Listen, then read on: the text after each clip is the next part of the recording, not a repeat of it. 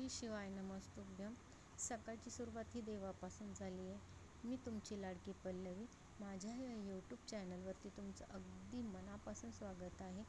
दिवसाची सुरुवात ही आत्विकने त्याच्या बेबीपासून केली आहे, म्हणजे डॉल. त्याने आज सकाळपासून उठल्यापासून हट्ट धरला आहे. बाळ म्हणतं आहे की मला एक चक्कर मारायची. बाबा गाडीवर एक चक्कर मारताल का?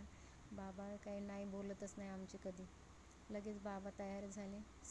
त्याने दिवसभर काल सायकलवरती ठेवायचा, कुठे गाडीवर ठेवायचा.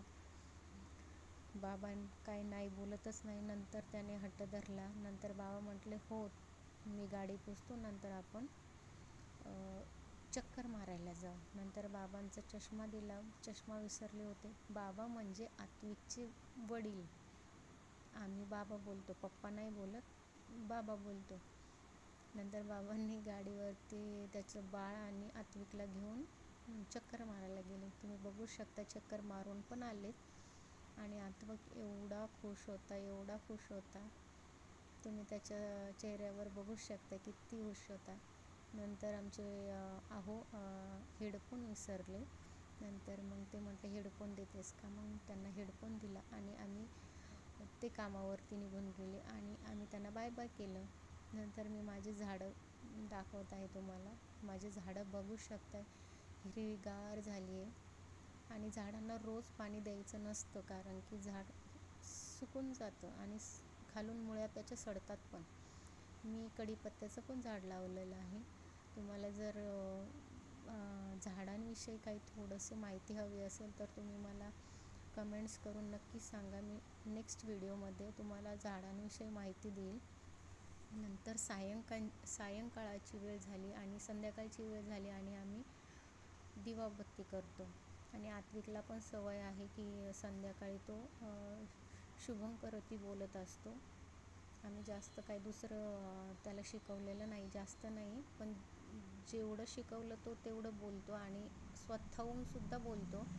आता नवीन आम्ही कृष्णाय वासुदेवाय पण बोललो आहे. नवीन लवकरच मी तुमच्यासमोर त्याचा व्हिडिओ शेअर करेल.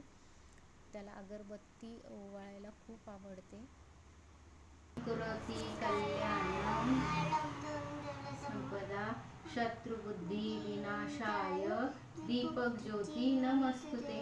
दिव्या दिव्या दीपकार कानी कुंडल मोती हार. दिव्याला पाहून नमस्कार, नीट बस. दिवा लावला देवापाशी, उजेड पडला तुळशी पाशी. माझा नमस्कार सर्व देवांपाशी.